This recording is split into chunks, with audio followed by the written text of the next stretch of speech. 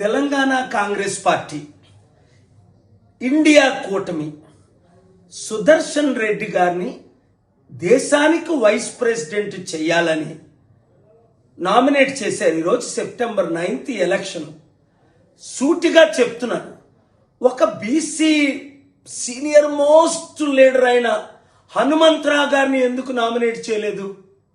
42% బీసీలు ఉన్నారని 50 నుంచి తగ్గించి మేము బీసీల కొరకు పోరాటం చేస్తామని పెద్ద కబుర్లు ఆడుతున్నారు ఈ కాంగ్రెస్ పార్టీ.